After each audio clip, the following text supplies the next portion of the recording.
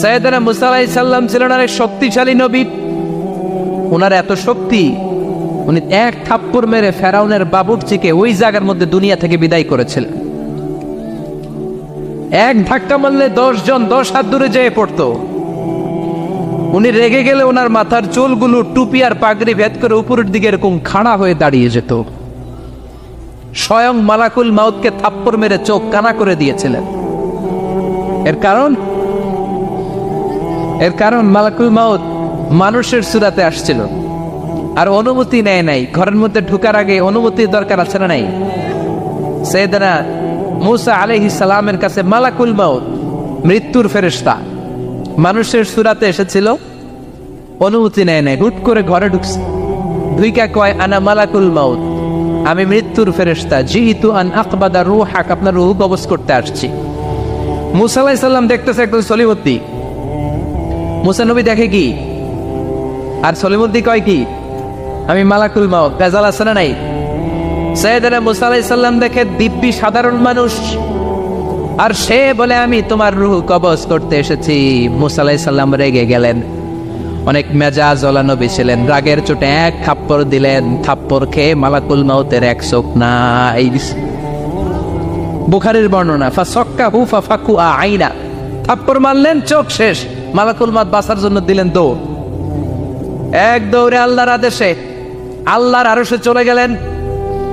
যে বলে মাবুদ এমন নবীর কাছে পাঠিয়েছেন, আরসালতানি ইলা আবদিন লা ইউরিদুল মাউত, এমন বান্দার কাছে পাঠিয়েছে ওই বান্দা মরতে চায় না, খালি মারতে চায়। কি করতে চায়?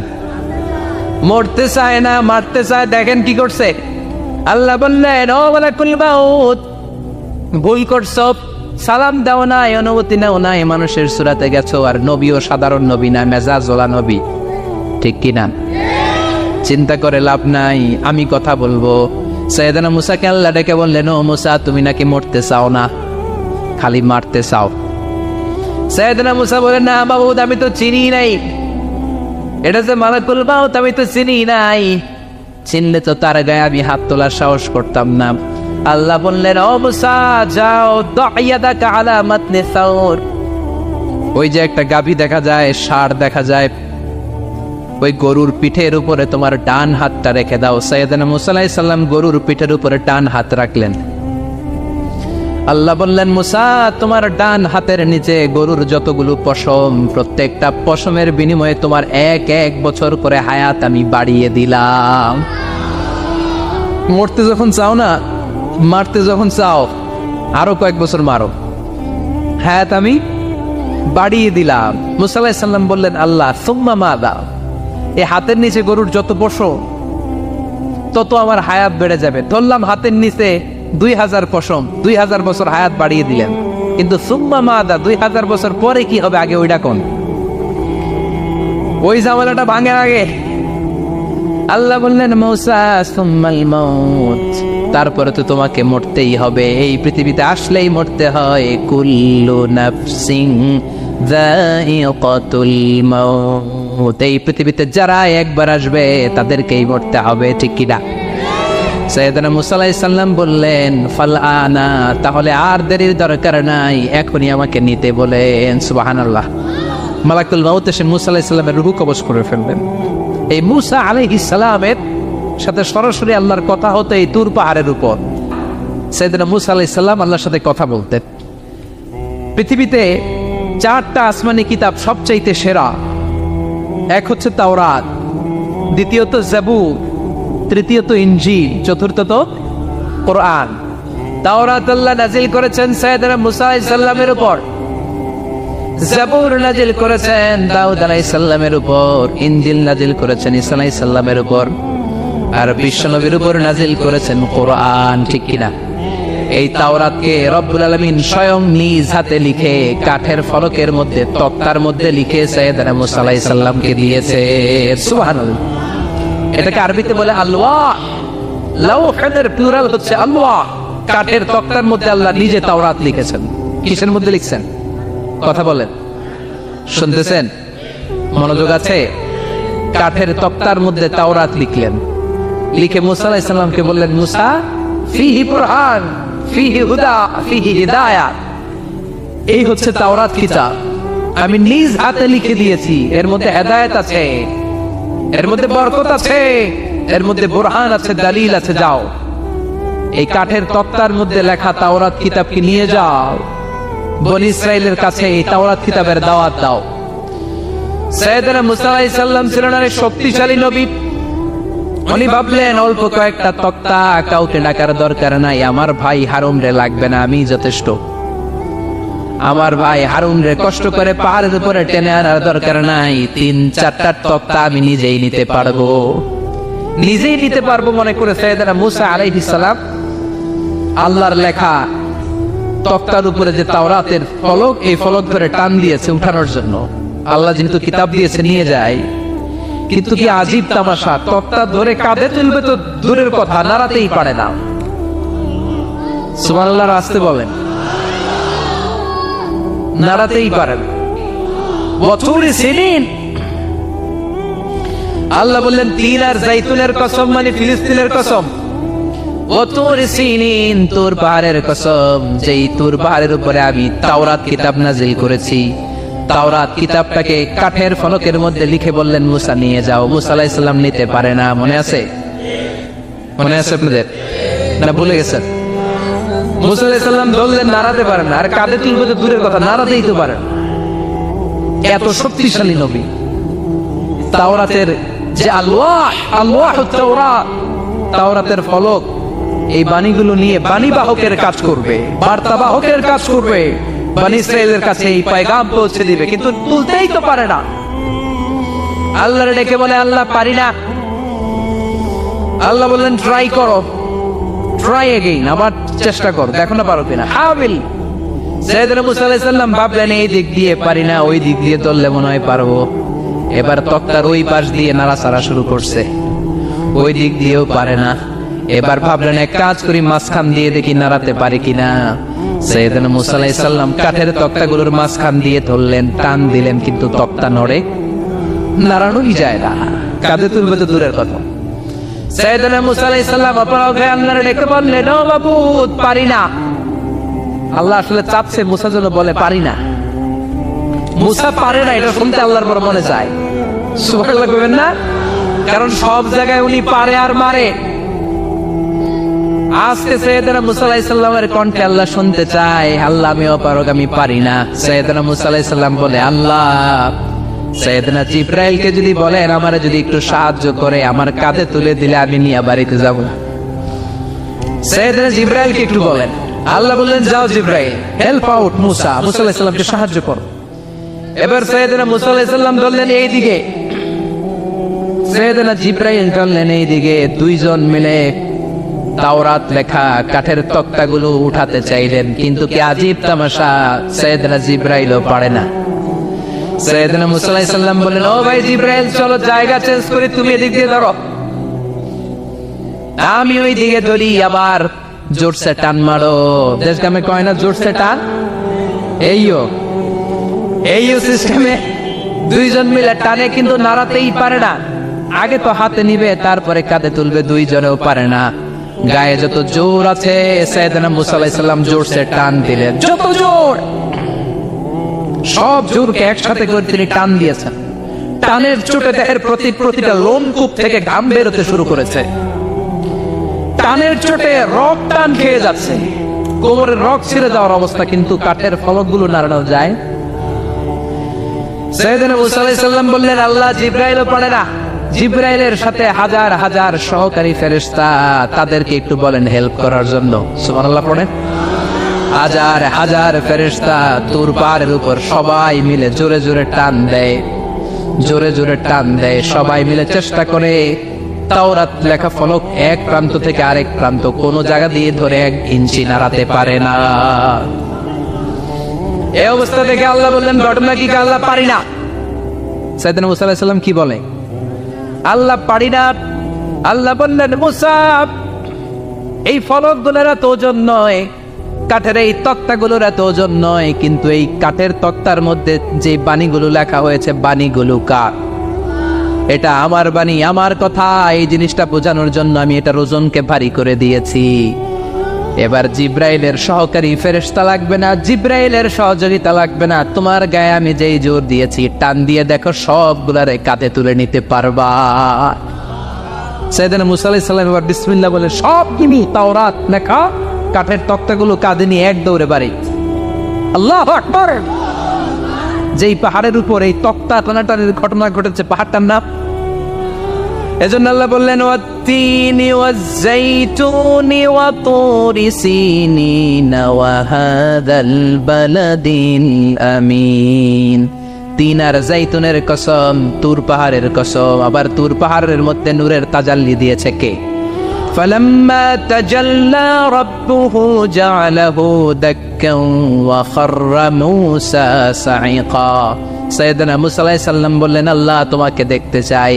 আল্লাহ বললেন দেখতে পারবে না, পাহাড়ের দিকে তাকাও, পাহাড়ের মধ্যে নূরের তাজাল্লি দেব, যদি পাহাড় টিকে যায় তাহলে দেখতে পাবা। আল্লাহ যখন তুর পাহাড়ের উপর তাজাল্লি মেরেছেন, পাহাড় ভেঙে খান খান হয়ে যায়, সাইয়েদনা মুসা আলাইহিস সালাম বেহুশ হয়ে যায়। এই বেহুশ হওয়ার ঘটনা আর পাহাড় জ্বলে ছাই হওয়ার ঘটনা যেখানে ঘটেছে, ওই পাহাড়টার নাম জোরে বলেন। ওই তুর পাহাড়ের কসম কেটেছে কে? ওয়াতুরি 2285 মিটার উঁচু, অনেক উঁচু পাহাড়। আবার ইয়াজুজ মাজুজ যখন পৃথিবীতে আক্রমণ করবে, ইন্না ইয়াজুজ ওয়া মাজুজ মুফসিদুনা ফিল আরদ, তামাম জাহানে ইয়াজুজ মাজুজ যখন আক্রমণ করবে, তামাম পৃথিবীটাকে যখন লন্ডভন্ড করে দিবে, সাইয়েদনা ঈসা আলাইহিস সালাম মুমিন বান্দাদেরকে নিয়ে যেই পাহাড়ের উপর আশ্রয় নিবেন সেটা হলো এই তুর পাহাড়। সুবহানাল্লাহ। ঈসা আলাইহিস সালাম মুমিনদেরকে নিয়ে এক পাহাড়ে চলে যাবেন এই ইয়াজুজ মাজুজের অত্যাচার থেকে বাঁচার জন্য। এদেরকে ইংরেজিতে বলে Gog Magog. If you search in Google by writing Gog and Magog, আপনি পেয়ে যাবেন ইয়াজুজ মাজুজের কাহিনী। হাত্তা ইযা ফুতিহাত ইয়াজুজ ওয়া মাজুজ ওয়া হুম মিন কুল্লি হাদাবিন ইয়ানসিলুন, লক্ষ লক্ষ ইয়াজুজ মাজুজের বাহিনী আসবে। এই ইয়াজুজ মাজুজের বাহিনীর অত্যাচার, অবিচার, অনাচার, জুলুম থেকে, মারামারি থেকে বাঁচার জন্য মুসলমানরা ঈসা আলাইহিস সালামের নেতৃত্বে যেই পাহাড়ের উপর আশ্রয় নিবেন, ওই পাহাড়ের নাম হলো তুর পাহাড়। ওই পাহাড়ের নাম কি? কোরআনে অনেকবার আল্লাহ তাআলা এই তুর পাহাড়ের কথা বলেছেন। আমি নিজে এই তুর পাহাড়ের চূড়ায় উঠেছি 2 বার। পাথরের পাহাড়, মাঝরাতে উঠতে হয়। এই তুর পাহাড়ের নিচে একটা গির্জা আছে, খ্রিস্টানদের প্রাচীনতম গির্জা, সেন্ট ক্যাথেরিনা গির্জা। এই গির্জার ভিতরে ঢুকেছিলাম দেখার জন্য। এটা পবিত্র জায়গা। মুসা আলাইহিস সালাম যখন যাচ্ছিলেন, আল্লাহ বলেন ফাখলা'না আলাইকা ইন্নাকা বিল ওয়াদিল মুকাদ্দাসি তুয়া, শুজ অফ, জুতা খুলে ফেলো। মুসা জুতা খুলে ফেলো। ইন্নাকা বিল ওয়াদিল মুকাদ্দাসি তুয়া, you are in a very holy valley, very sacred valley. একটা পবিত্র উপত্যকায় তুমি এসেছো। এর চাইতে উন্নত এবং পবিত্র উপত্যকা আমি মহাবিশ্বে কোথাও সৃষ্টি করি নাই। চিল্লায় পড়েন সুবহানাল্লাহ। মাঝরাতে এই তুর পাহাড়ে উঠতে হয়, ব্যাকপ্যাক নিয়ে যেতে হয়, সেখানে পানি টানি খাবার দাবার নিয়ে ওঠা লাগে। 3-4 ঘন্টা লাগে উঠতে, নামতে আবার 3-4 ঘন্টা। সকালে 10টা-11টার পরে আর তুর পাহাড়ে থাকা যায় না, কারণ আমাদের বাংলাদেশের পাহাড়গুলো মাটির পাহাড়, তুর পাহাড় হচ্ছে পাথরের পাহাড়। পাথরের পাহাড়ে যখন সূর্যের আলো লাগে, পাথরের পাহাড় গরম হয়ে যায়। আমরা মাঝরাতে উঠতে শুরু করলাম। আমরা যখন উঠতেছি দেখলাম খ্রিস্টিয়ান কমিউনিটির একটা গ্রুপ, তারাও উঠছে, ইহুদিদের একটা গ্রুপও উঠছে, কারণ এটা 3 ধর্মের লোকদের কাছে তীর্থস্থান। এই তুর পাহাড়ের চূড়ায় ছোট্ট একটা মসজিদ আছে, 7-8 জন নামাজ পড়া যায়। খ্রিস্টানদের একটা গির্জা আছে, ইহুদিদের একটা সিনাগগ আছে। ফজরের সময় উঠলাম, পুরো সিলসিলাতুল জিবাল তুর পাহাড় দেখলাম। অবাক হলাম, এই পাহাড়ে বিশ্বনবী মেরাজের রাতে নেমে দোয়া করেছেন, ঠিক কিনা? এই পাহাড়ে ঈসা আলাইহিস সালাম মুমিনদেরকে নিয়ে ইয়াজুজ মাজুজের আক্রমণ থেকে বাঁচার জন্য আশ্রয় নিবেন। এই তুর পাহাড়ের কসম কোরআনের ভেতরে কেটেছে কে? এজন্য আল্লাহ বললেন ওয়াত্তিনি ওয়াজ্জাইতুনি ওয়া তুরি সিনিন ওয়া হাযাল বালাদিল আমিন। তিন আর জাইতুনের কসম, ওই মিশরের তুর পাহাড়ের কসম, ওয়া হাযাল বালাদিল আমিন, এই নিরাপদ শহরের কসম। শহরটার নাম কি? কি নাম? এই নিরাপদ শহর দ্বারা আল্লাহ বুঝিয়েছে মক্কা, না ফিলিস্তিন না। ফিলিস্তিন হচ্ছে প্রথমটা, কিন্তু হাযাল বালাদিল আমিন, এই নিরাপদ শহর দিয়ে আল্লাহ বুঝিয়েছেন মক্কা শহরকে। চিৎকার করে বলবেন কোন শহর? মক্কা শহর। এই মক্কা শহরের আগের নাম বাক্কা। মক্কার আগের নাম কি? জোরে বলেন, আরো জোরে। ইন্না আউওয়ালা বাইতিন উদিআ লিন-নাসি লাল্লাযী বিবাক্কাতা মুবারাকা হুদাল লিল আলামিন, নিশ্চয়ই পৃথিবীর সর্বপ্রথম ঘর যেই শহরের মধ্যে আমি আল্লাহ স্থাপন করলাম, শহরটার নাম হলো বাক্কা শহর। কি শহর? এই বাক্কা পরে চেঞ্জ হয়েছে মক্কা। আল্লাহু আকবার। তার মানে আজকে জানলেন মক্কা শহরের আগের নাম হলো বাক্কা। আগের নাম কি? মক্কা শহরে অনেক হোটেল আছে, হোটেলের নাম ফুন্দুক বাক্কা। দেখছেন? ফুন্দুক বাক্কা মানে বাক্কা হোটেল। এই বাক্কা হচ্ছে মক্কার আগের নাম, মনে থাকবে। আল্লাহ বললেন হাযাল বালাদিল আমিন, এই নিরাপদ শহরের কসম, এই শহরের চেয়ে নিরাপদ শহর পৃথিবীর মধ্যে। ইউসাউইরুকুম ফিল আরহামি কাইফা ইয়াশা লা ইলাহা ইল্লা হুয়াল আজিজুল হাকিম, তিনি হলেন এমন সত্তা যিনি মায়ের পেটে থাকা অবস্থায় তোমাদের চেহারার ডিজাইন করে দিয়েছে। চিল্লায়া বলেন সুবহানাল্লাহ।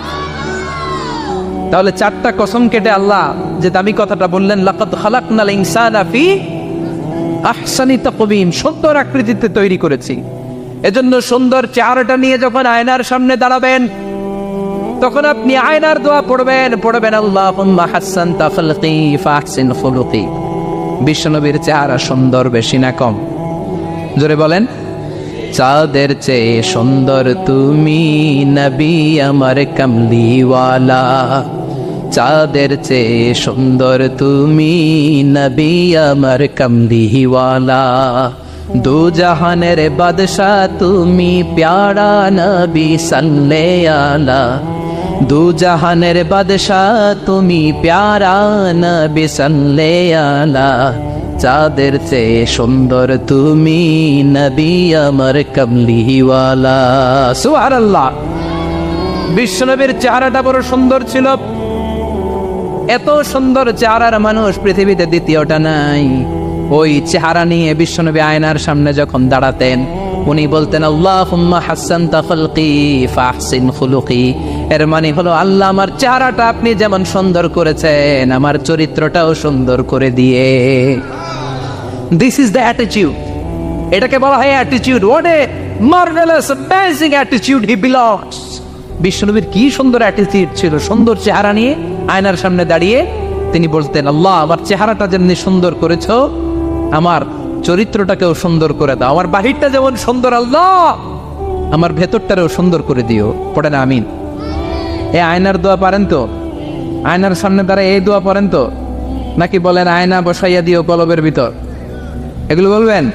পড়েন আল্লাহুম্মা হাসসানতা খালকি ফাহসিন খুলুকি, আল্লাহুম্মা হাসসানতা খালকি ফাহসিন খুলুকি। হে আল্লাহ, সবাই বলেন হে আল্লাহ, তুমি আমার চেহারাটা সুন্দর করেছো, তুমি আমার চরিত্রটাও সুন্দর করে দিও। আমিন। আর জোরে পড়েন আমিন।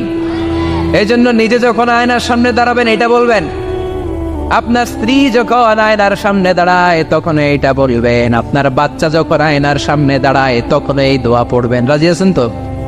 আয়নার সামনে দাঁড়িয়ে আমরা বলবো হাসসানতা খালকি, আল্লাহ তুমি আমার চেহারাটা সুন্দর করেছো। আমরা সবাই সুন্দর, আমরা সবাই সুন্দর। যার কালার কালো, কালো চামড়ার লোক, তার মধ্যে একটা সৌন্দর্য আছে না নাই? আল্লাহ বললেন এই কালো আর ধলো এগুলো তো বাইরে। ওয়াখতিলাফু আলওয়ানিকুম ওয়ালসিনাতিকুম, তোমাদের গায়ের রঙের ভিন্নতা, ভাষার ভিন্নতা, এগুলো আল্লাহর মিরাকেল। একজন সাদা, একজন কালো, একজন ধূসর বর্ণের, এক একজনের চেহারার সাথে আরেকজনের চেহারার মিল নাই। সুবহানাল্লাহ। এটাই সৌন্দর্য। এজন্য আল্লাহ বললেন লাকাদ খালাকনাল ইনসানা ফি আহসানি তাকওয়িম, আমি গোটা মানব জাতিকে চমৎকার একটা স্টাইল দিয়ে তৈরি করেছি, এই স্টাইলের সাথে পৃথিবীর কোনো প্রাণীর কোনো মিল থাকে না। সুবহানাল্লাহ, কি অসাধারণ আমাদের কাঠামো। আপনি যদি হিউম্যান ব্রেইন নিয়ে চিন্তা করেন, আমাদের ব্রেইনের ক্যাপাসিটি কিন্তু অনেক বেশি। এই পৃথিবীতে সবচেয়ে পাওয়ারফুল যে কম্পিউটার আবিষ্কার করা হয়েছে এটার নাম Cray one super computer. United States of আমেরিকাতে যারা মিলিটারি বেসে জব করে তাদের ম্যাথমেটিক্যাল ইকুয়েশন ড্র করার জন্য, সলিউশন করার জন্য এই ক্রে-1 সুপার কম্পিউটার তারা ইউজ করে। বিজ্ঞানীরা হিউম্যান ব্রেইনের ক্যাপাসিটির সাথে ওই ক্রে-1 সুপার কম্পিউটারের তুলনা করেছে। তারা তুলনা করে দেখেছে ক্রে-1 সুপার কম্পিউটারের চেয়েও আমাদের ব্রেইন শতগুণ বেশি শক্তিশালী। আমাদের হেয়ারিং সিস্টেম নিয়ে যদি আপনি গবেষণা করেন অবাক হয়ে যান। এই যে কানের মধ্যে এখানে পেঁচানো দেখা যায়, এটা কি আল্লাহ এমনি এমনি দিছে? মা খালাকতা হাদা বাতিলা, এমনি এমনি আল্লাহ কিচ্ছু দেয় নাই। এই পেঁচানো ডিজাইন না থাকলে আপনি শুনতে পেতেন না। আপনার কান দুইটা যদি কেটে কান কাটা রমজান করে দেয়, আপনি কোনো আওয়াজ শুনতে পাবেন না। এই কানের ডিজাইন গুলো, এই আঁকাবাঁকা পথগুলো আল্লাহ তাআলা দিয়েছে ইথারে ভেসে আসা সাউন্ড গুলোকে ইলেকট্রিক্যাল সিগন্যালের মাধ্যমে ভেতরে ঢুকানোর জন্য। কানের তিনটা পার্ট থাকে, একটা হচ্ছে আউটার এয়ার, একটা হচ্ছে মিডল এয়ার, তারপরে হচ্ছে ইনার এয়ার, মাঝখানে এয়ার ড্রাম থাকে। এই আউটার এয়ার থেকে, মিডল এয়ার থেকে তারপরে ইনার এয়ারে ইলেকট্রিক্যাল সিগন্যাল দিয়ে বাতাসে ভেসে আসা এই সাউন্ডের ওয়েভগুলো, এই তরঙ্গগুলোকে ইলেকট্রিক্যাল সিগন্যাল দিয়ে ট্রান্সমিট করে ব্রেইনের হেয়ারিং নার্ভের কাছে পাঠিয়ে দেয়। এই সূক্ষ্ম কাজগুলো হতে আসলে অনেক সময় লাগে, কিন্তু 1 সেকেন্ডের মধ্যে আমি বলছি আর আপনারা সেকেন্ডে শুনছেন। চিল্লা এখন সুবহানাল্লাহ।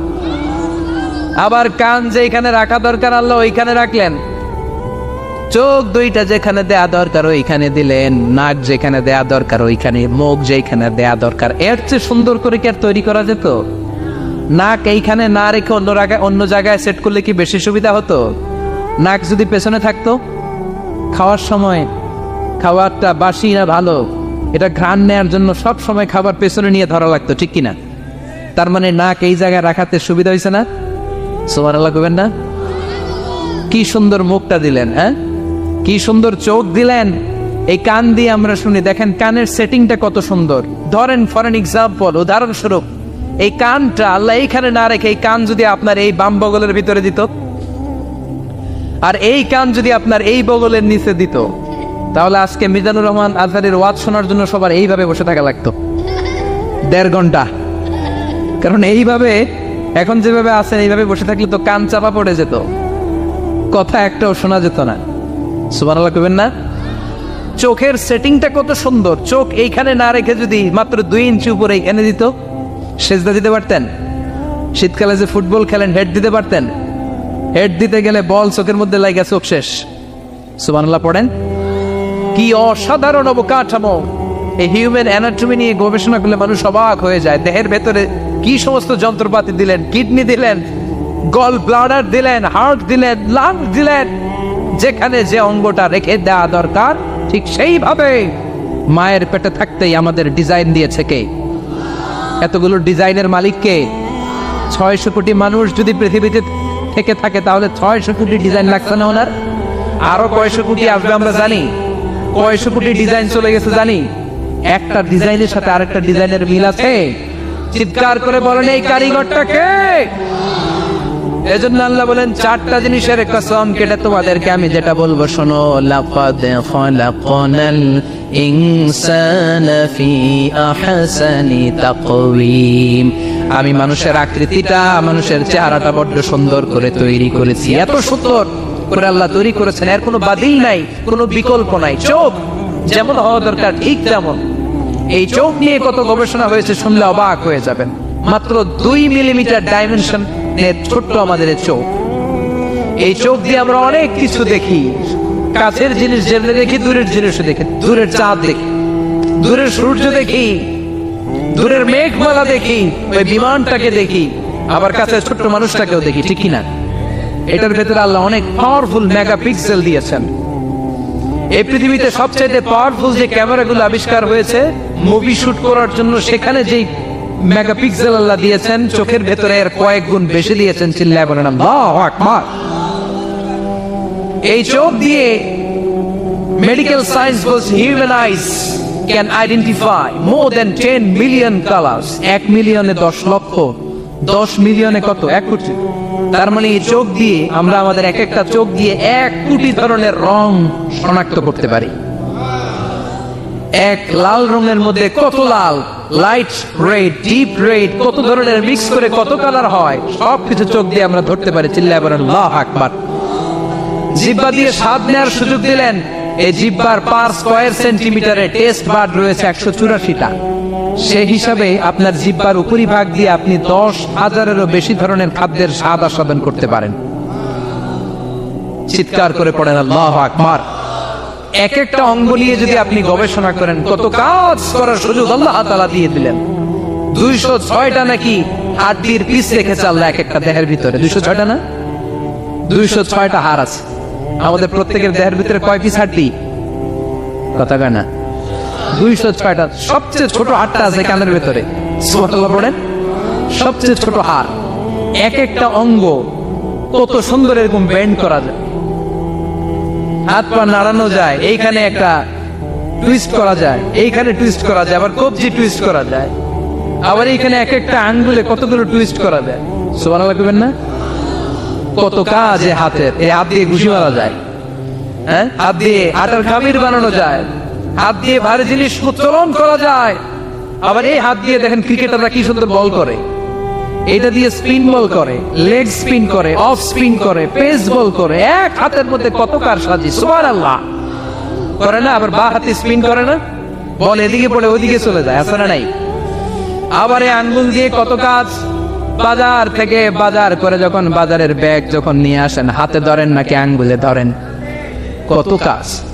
এই আঙ্গুল দিয়ে মোবাইল টিপে আমরা মোবাইল ইউজ করি, আঙ্গুল দিয়ে ল্যাপটপে আমরা টাইপ করি। ডাক্তাররা এই আঙ্গুল দিয়ে সুই ইউজ করে সূক্ষ্ম সূক্ষ্ম সার্জারির কাজগুলো করে। অবাক হয়ে যাবেন এই আঙ্গুলের কত কাজ। এই আঙ্গুল দিয়ে আবার এখন ক্রিকেটেও এরকম 2 আঙ্গুল তুললে ছক্কা, আছে না নাই? আবার 1 আঙ্গুল তুললে আউট, আবার এটা তুললে ভিক্টরি, বিজয় চিহ্ন। দেখবেন যত নেতা খেতা করে পুলিশে ধরে এটা দেখায়, আছে না নাই? এইভাবে কত ধরনের নমুনা আমরা ইউজ করি, কত ভাবে হাতগুলোকে ইউজ করি, কত ভাবে পা গুলোকে ইউজ করি। দেহের এই সৌন্দর্য আমাদের দান করেছে কে? লাকাদ খালাকনাল ইনসানা ফি আহসানি তাকওয়িম। আমি মানুষকে সবচাইতে সুন্দর আকৃতিতে তৈরি করেছি। সুবহানাল্লাহ পড়েন, চিল্লায় পড়েন আল্লাহু আকবার। আল্লাহ বললেন মানুষ সবচাইতে সেরা, মানুষ হলেন সবচাইতে সেরা। মানুষ যখন সেরা হয়, মানুষের চাইতে সেরা কেউ হয় না। আবার মানুষ যদি নিকৃষ্ট হয়ে যায়, মানুষের চাইতে নিকৃষ্ট কেউ হতে পারে না, ঠিক কি না? আল্লাহ বললেন মানুষের আকৃতি আমি বড্ড চমৎকার করে বানালাম। সবচেয়ে সুন্দর আকৃতি মানুষের। সবচেয়ে সুন্দর আকৃতি কার? জোরে বলেন। সবচেয়ে বেশি মর্যাদা কার? আশরাফুল মাখলুকাত কে? আশরাফুল মাখলুকাত কে? চিল্লায়া বলেন। নাকি হাতি? রয়্যাল বেঙ্গল টাইগার শক্তিশালী না? এটা এটা তো মানুষ খায় ফেলায়, তো এটাই না আশরাফুল মাখলুকাত হওয়া দরকার? হাতি সবচেয়ে শক্তিশালী না? তো এটাই না আশরাফুল মাখলুকাত হওয়া দরকার? এগুলো কোনটাই আশরাফুল মাখলুকাত না। আশরাফুল মাখলুকাত হচ্ছে মানুষ। আশরাফুল মাখলুকাত কি? চিল্লায় বলেন আশরাফুল মাখলুকাত কে? এজন্য আল্লাহ বললেন লাকাদ খালাকনাল ইনসানা ফি আহসানি তাকওয়িম। আমি মানুষকে চমৎকার আকৃতি দিয়ে তৈরি করেছি। সুম্মা রাদাদনাহু আসফালা সাফিলিন। আবার মানুষকে আমি একেবারে নিম্নগামী করেছি। উপরে যেমনি নিয়েছি, আবার মানুষকে নিম্নগামীও করেছি। তার মানে মানুষ যদি সম্মানিত হয়, মানুষের চেয়ে বেশি সম্মানিত কেউ হতে পারে? মানুষ যদি সম্মানিত হয়, মানুষের চেয়ে সম্মানিত হওয়ার সুযোগ কারো আছে? দলিল কি? দলিল হচ্ছে বিশ্বনবী যখন মেরাজে যাচ্ছিলেন, একটা সার্টেন লেভেল, যে একটা নির্দিষ্ট জায়গায় যে সাইয়েদনা জিব্রাইল বললেন ইয়া রাসূলুল্লাহ আমি আর উপরে যেতে পারবো না, আমার খেলা এই জায়গায় শেষ, নবী আপনার খেলা এখন শুরু। সুবহানাল্লাহ। ও নবী, এই জায়গার নাম সিদরাতুল মুনতাহা, এটা সীমান্ত বৃক্ষ। এটা হচ্ছে বর্ডার এরিয়া। কি এরিয়া? এটা হলো বর্ডার এরিয়া। এখানে আমার খেলা শেষ। আজীবন আমি এই জায়গায় এসে কান পেতে আল্লাহর অর্ডার শুনেছি, আর ওই অর্ডার তামিল করার জন্য দুনিয়াতে নেমেছি। আমি জিব্রাইলের উপরে যদি 1 ইঞ্চি উপরে ওঠার চেষ্টা করি, আমার শত শত পাখাগুলোকে জ্বালিয়ে ছাই করে দিবে কে? সাইয়েদনা জিব্রাইলের উপরে যেতে পারে নাই। যেখানে সাইয়েদনা জিব্রাইলের খেলা শেষ, ওইখানে বিশ্বনবীর খেলা শুরু হয়েছিল। কোন সুবহানাল্লাহ। তার মানে মানুষ যখন উপরে ওঠে, এত উপরে উঠে যায়, ফেরেশতাদেরকেও হার মানিয়ে ফেরেশতাদের উপরে চলে যায়। আবার মানুষ যখন নিচে নামতে শুরু করে, শয়তানকেও হার মানিয়ে নিচে চলে যায়। ঠিক কিনা? তার মানে হাইয়ার হলে সব দিক দিয়ে হাইয়ার। হাইয়েস্ট তো অল ক্রাইটেরিয়াতে সে হাইয়েস্ট, লোয়েস্ট তো অল ক্রাইটেরিয়াতে সে লোয়েস্ট। মানুষ ভালো হলে এর চেয়ে ভালো আর হয় না, মানুষ খারাপ হলে তার চাইতে খারাপ আর হয় না। এজন্য আল্লাহ বললেন সুম্মা রাদাদনাহু আসফালা সাফিলিন। মানুষকে যেমনি আমি সুন্দর আকৃতি দিয়ে তৈরি করেছি, আবার ওই মানুষকে আমি আল্লাহ নিম্নগামী করেছি। যেটা উপরে ওঠে ওইটা আবার নিচেও নামা লাগে। ঠিক কিনা? কোন তাফসীরে মুফাসসিরিনে ইকরাম বলেছেন আসফালা সাফিলিন দিয়ে বার্ধক্যকে বোঝানো হয়েছে। যৌবনে মানুষের চেহারার সৌন্দর্য বেড়ে যায়। যৌবন যখন ঠিকরে পড়ে, একজন তাগড়া যুবক, তার চেহারার মধ্যে যে সৌন্দর্য, ওই ছেলেটাই যখন বুড়ো হয়ে যায়, তার চেহারার দিকে কেউ তাকাতে চায় না। রং ধরা যৌবন জং ধরে নাই, জং ধরে শেষ। ঠিক কিনা? আবার কোন মুফাসসির বলেছে না, এটা নৈতিক অধঃপতন। সুম্মা রাদাদনাহু আসফালা সাফিলিন। মানুষ যখন নিম্নগামী হয়, সবচেয়ে খারাপ হয়ে যায়। এই মানুষের মধ্যে যখন নেফাকি দেখা দেয়, মানুষ যখন মুনাফিক হয়ে যায়, সবচেয়ে খারাপ হয়ে যায়। মুনাফিকের চরিত্র যখন একজন মানুষের মধ্যে সে ধারণ করে, নিচে যেতে যেতে এত নিচে সে চলে যায়, শয়তান দেখে অবাক হয়ে যায়। শয়তান দেখে মনে মনে কয়, এইটাই যদি দুনিয়ায় আইব, আমারে আল্লাহ বানাইছে কেন? কথা বুঝতে পারছেন? মানুষ এত নিচে যায়, শয়তান অবাক হয়ে বলে, এইটাই যদি দুনিয়াতে থাকবে, তো আমি তৈরি হইলাম কেন? আমি শয়তান হইলাম কেন? এজন্য মানুষ ভালো হলে সবচেয়ে ভালো, খারাপ হলে সবচাইতে খারাপ। তার কারণটা কি? মানুষ যখন খারাপ হয়, পশুর চাইতেও খারাপ হয়ে যায়। জোরে বলেন ঠিক কিনা? আমরা বলি না তুই পশুর চাইতেও অধম। মানবিকতা হারিয়ে যখন মানুষ অন্যায় কাজ করে, তখন আমরা বলি তুই পশুর চাইতেও অধম। ঠিক কিনা? এজন্য বলা হয় জনসংখ্যা বাড়ছে, মানুষ বাড়ছে না। বাড়ছে জনসংখ্যা, বাড়ছে কি মানুষ? বাড়ছে নাকি? মানুষ নাই। এই দুনিয়া এখন তো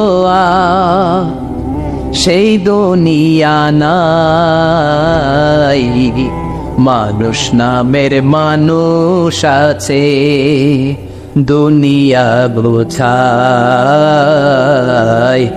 সেই মানুষের ভিড়ে আমার আসল মানুষ নাই। এই দুনিয়া এখন তো সেই দুনিয়া নাই, মানুষ নামের মানুষ আছে, দুনিয়া বোঝায়। সেই মানুষের ভিড়ে আমার আসল মানুষ নাই। আসল মানুষের বড় অভাব। এজন্য বাড়ছে জনসংখ্যা, মানুষ বাড়ছে না। মানুষ যখন খারাপ হয়ে যায়, পশুকেও হার মানায়। আল্লাহ বলে উলাইকা কাল আনআম বাল হুম আদাল উলাইকা হুমুল গাফিলুন। কারণ একটা সিংহ কখনো আর একটা সিংহকে মারে না। খেয়াল করে বুঝেন, সিংহ কোনোদিন সিংহ মারে নাকি? বাঘ বাঘ মারে নাকি? হাতি কোনোদিন হাতি মারে নাকি? কিন্তু মানুষ মানুষকে মারে, ঠিক কিনা? আওয়াজ করে উত্তর দেন, একটা বাঘ আর একটা বাঘকে 8 টুকরা 10 টুকরা করে নাকি? একটা হাতি আর একটা হাতিকে কোনোদিন 20 টুকরা 14 টুকরা করে নাকি? কিন্তু একটা মানুষ আর একটা মানুষকে 8 টুকরা 14 টুকরা 20 টুকরা করে, ঠিক কিনা? এজন্য আল্লাহ বললেন সুম্মা রাদাদনাহু আসফালা সাফিলিন। মানুষ যখন শ্রেষ্ঠ হয়, মানুষের চাইতে শ্রেষ্ঠ যেমনি কেউ আর হতে পারে না। আবার মানুষ যখন নিকৃষ্ট হয়ে যায়, মানুষের চাইতে নিকৃষ্ট আর কেউ হতে পারে।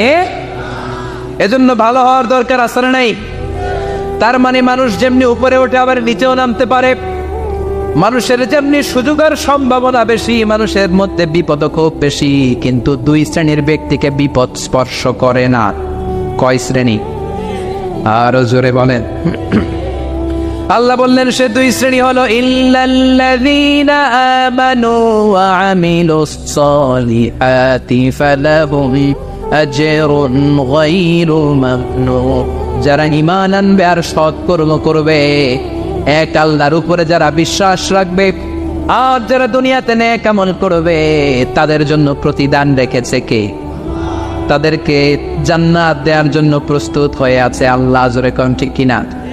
মায়ের এক ধার দুধের দাম, কাটিয়া গায়ের চাম, পাপস বানাইলে ঋণের শোধ হবে না, এমন দরদি ভাবে কেউ হবে না আমার মা গো। যাদের মা নাই তারা জানে মা না থাকার কি জ্বালা, যাদের বাবা নাই তারা জানে বাবা না থাকার কি জ্বালা। এখন ঘরে ঝগড়া করেন, এখন ভাল লাগে না আব্বা আম্মারে, এখন আব্বা এই ভুল ধরে, আম্মা এইটা বলে, এখন অনেক অসহ্য লাগে। তো যেদিন চলে যাবে ওই দিন বুঝতে পারবেন মাথার উপর থেকে ছাতাটা নাই হয়ে গেছে, বটবৃক্ষটা চলে গিয়েছে, আর উপদেশ দেওয়ার মতো কেউ নাই, কাছে আগলে রাখার মতো কেউ নাই। এজন্য আব্বা আম্মা থাকতে আমরা যেন আব্বা আম্মার কাছ থেকে দোয়া চাই। আব্বা আম্মার দোয়া কোনোদিন আল্লাহ তাআলা ফিরিয়ে দেয়।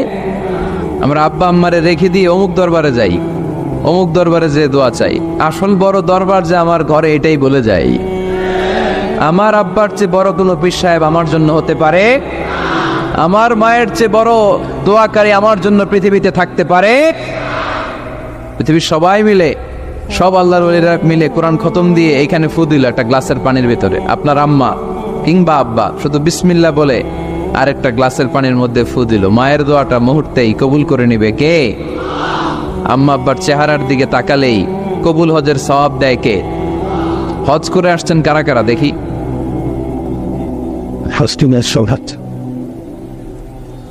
অনেক হাজি সাহেবান আছে মাশাআল্লাহ, হাত নামান। এই যে 3 লক্ষ 4 লক্ষ টাকা খরচ করে হজ করে আসলেন, আপনার হজটা আল্লাহর কাছে গ্র্যান্টেড, কবুল হয়েছে, এরকম কবুল হয়েছে এই মর্মে হাত তুলতে পারবেন কে কে দেখি? হুজুর আমি নিশ্চিত আমারটা কবুল হয়েছে। নাই, কারণ কবুল করার মালিক কে? আমরা কামনা করি সব হাজি সাহেবদের হজ কবুল হোক। আমি হজ করেছি 2018 সালে, আমরা কামনা করি আমাদের হজ উমরাগুলো কবুল হোক, কিন্তু হাত তুলে বলা যাবে হুজুর আমারটা কবুল হইছেই, বলা যাবে? হইতেও পারে, নাও হইতে পারে। হাজি সাহেব লেখার জন্য, আল হাজ লাগানোর জন্য অনেকে যায়, আছে না নাই? তাওয়াফুল ওয়াদা একটা তাওয়াফ আছে, বিদায়ী তাওয়াফ। কি তাওয়াফ? হজের সব কাজ শেষে ফেরার আগে কাবা ঘরের সাথে দেখাটা মোলাকাত করে আসতে হয়। আল্লাহর হাবিব বললেন সর্বশেষ দেখাটা যেন কাবা ঘরের সাথে হয়, 7টা তাওয়াফ যেন সে করে। তো এক লোক 6 তাওয়াফের পরে ফোন আসছে দেশে, তো মেয়েরে বলতেছে মা আর একটা তাওয়াফ বাকি আলহাজ হইতে, একটু পরে তুই ফোনটা দে, একটু পর দে, আলহাজ হইতে আর একটা তাওয়াফ বাকি। তো উনি গেছে কি হওয়ার জন্য? আলহাজ হওয়ার জন্য। নামের আগে আলহাজ লাগাবেন না। কেউ যদি আপনারে বলে হাজি সাহেব, বলুক, কিন্তু আমি হজ করছি একজনকে দেখানোর জন্য। তিনি কে? আল্লাহ। এজন্য ইখলাসটা বড় জরুরি। লোক দেখানো মনোভাব আমাদের সবকিছুকে ধ্বংস করে দেয়। তো যারা হজ করেছেন কেউ কিন্তু হাত তুলতে পারলেন না যে হুজুর আমি 100% কনফার্ম যে আমার হজটা কবুল হয়েছে। কিন্তু আল্লাহর হাবিব বলেন রহমতের নজরে তোমার আব্বা আম্মার চেহারার দিকে যদি একবার তাকাও, মুহূর্তেই একটা কবুল হজের সওয়াব তোমার আমল নামে আল্লাহ দিয়ে দিবে। চিল্লায় পড়েন আল্লাহু আকবার। এজন্য আব্বা আম্মা থেকে দোয়া নেওয়ার দরকার আছে না নাই? দোয়া চাইবেন, দোয়া চাইবেন। মায়ের মর্যাদা অনেক বেশি, বাবার চেয়ে 3 গুণ বেশি, কমসে কম। কয় গুণ বেশি?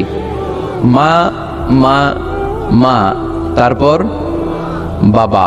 3 বার মা। কয়বার মা? একবার বাবা। তার মানে মাকে ইসলাম দিয়েছে স্বর্ণ পদক, দিয়েছে রৌপ্য পদক, দিয়েছে ব্রোঞ্জ পদক, আর বাবাকে দিয়েছে সান্ত্বনা পুরস্কার। আমরা এটা নিয়েই খুশি, ঠিক কিনা? তাহলে মাকে 3টা পুরস্কার, স্বর্ণ পদক ও মা, রৌপ্য পদক মা, ব্রোঞ্জ পদক মা, বাবারে দিছে কি সান্ত্বনা পুরস্কার। এজন্য মায়ের মর্যাদা বেশি। লাউ কাতাআতা জিলদাক, চামড়া কেটে যদি মায়ের পায়ের জুতা বানিয়ে দাও। ছোটবেলা যে মায়ের বুকের দুধ খেয়েছো, আল্লাহর হাবিব বললেন এক ঢোক দুধের শোধ আদায় হবে না, ঠিক কিনা? অনুরূপ ভাবে মুসাফিরের দোয়া আল্লাহ ফিরিয়ে দেয় না। সফরে বেরোলেই দোয়া করবেন, পারবেন? মনে থাকবে? এখান থেকে ঢাকা যান না আপনারা, আনতা মুসাফির, এখান থেকে ঢাকা গেলে আপনি মুসাফির, দোয়া করা শুরু করে দিবেন। যদি জুলুমের শিকার হন, মাজলুম, ইত্তাকু দাওয়াতাল মাজলুম, আল্লাহর হাবিব সাল্লাল্লাহু আলাইহি ওয়াসাল্লাম বললেন মজলুমের বদদোয়াকে ভয় করো, কেননা মজলুমের বদদোয়া আর আল্লাহর আরশের মাঝখানে আল্লাহ কোনো পর্দা রাখে না। দোয়া করতে দেরি, এই দোয়া কবুল করে নেয় কে? মজলুমের দোয়া আল্লাহ তাআলা কবুল করে। এজন্য আব্বা আম্মার কাছ থেকে যেন আমরা বেশি বেশি দোয়া নিতে পারি, আল্লাহ তুমি তৌফিক দাও। দোয়া চাওয়াও সুন্নাহ, দোয়া করাও সুন্নাহ, বুঝতে পেরেছেন? দোয়া নিজের জন্যও করবেন, অন্যের জন্যও করবেন। রাজি আছেন তো?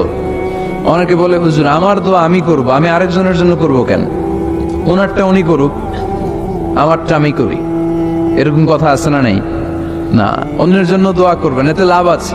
আপনি যখন কারোর জন্য দোয়া করেন, ফেরেশতারা আল্লাহর কাছে দোয়া করতে থাকে, আল্লাহ যেই দোয়া সে তার ভাইয়ের জন্য করলো, আগে দোয়াটা তার নিজের জন্য কবুল করে দাও। মা মিন মুসলিম ইয়াদউ লিআখিহিল মুসলিম বিযাহরিল গায়ব ইল্লা ক্বালাল মালাক ওয়ালাকা বিমিসলিন। ফেরেশতারা বলে ওয়ালাকা বিমিসলিন, আপনি দোয়া করলেন আল্লাহ আমার এই ভাইটার টাকা পয়সা নাই, তুমি তারে ধনী বানায় দাও। ফেরেশতারা তখন বলে ওয়ালাকা বিমিসলিন, মানে আল্লাহ যিনি দোয়া করতেছে আগে তারে ধনী বানিয়ে দাও। সুবহানাল্লাহ কইতে পারলেন না? আরো জোরে বলেন সুবহানাল্লাহ। একটানা ডর করি কওয়াজি সুবহানাল্লাহ। আপনার ভাই অসুস্থ, আপনি দোয়া করলেন আল্লাহ আমার ভাইটা অসুস্থ, তারে তুমি সুস্থ করে দাও। ফেরেশতারা বলে ওয়ালাকা বিমিসলিন, মানে আল্লাহ যিনি দোয়া করতেছে তার কোনো রোগ বালাই থাকলে আগে তারে সুস্থ করে দাও। তাই জন্য অন্যের জন্য দোয়ার দরকার আছে না? নেই? আল্লাহর হাবিব সাল্লাল্লাহু আলাইহি ওয়াসাল্লাম বললেন দোয়া মুখুল ইবাদা, দোয়া হচ্ছে ইবাদতের নির্যাস। নামাজ পড়লেন, রোজা রাখলেন, যাকাত দিলেন, কিন্তু দোয়া করলেন না, আপনি মিস করলেন, ঠিক কি না? আরেক বর্ণনায় এসেছে আদ-দুআ হুয়াল ইবাদা, দোয়াটাই নাকি ইবাদত। দোয়া যে পড়তেছেন এটাই ইবাদত, আওয়াজ করে পড়তে হবে আল্লাহু আকবার।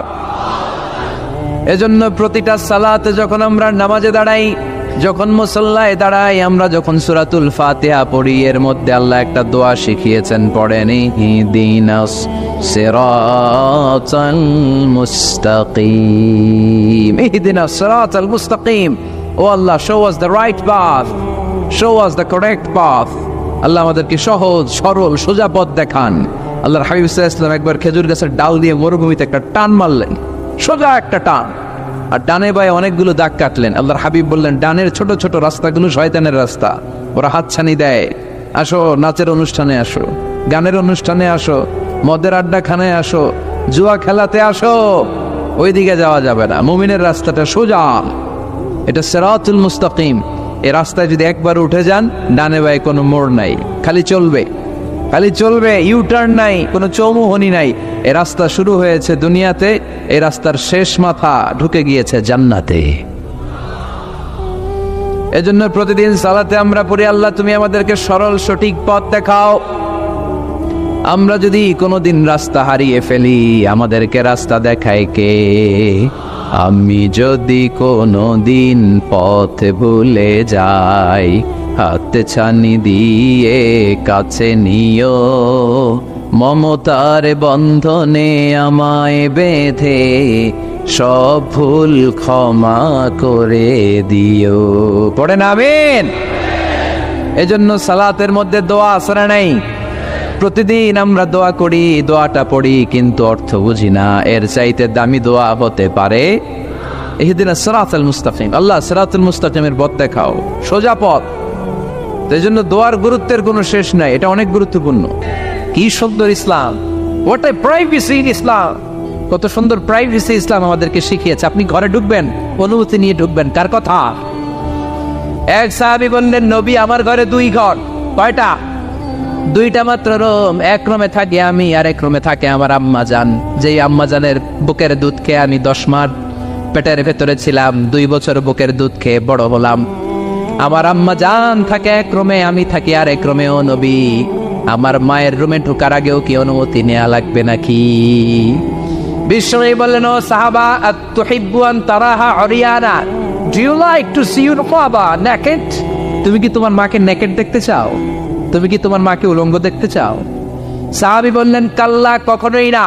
বিশ্বনবী বললেন, ইদান তাস্তাদিন, তোমার মাকে যদি উলঙ্গ দেখতে না চাও তাহলে অবশ্যই অবশ্যই অবশ্যই তোমার মায়ের ঘরে ঢোকার আগে অনুমতি নিয়ে ঢুকবা।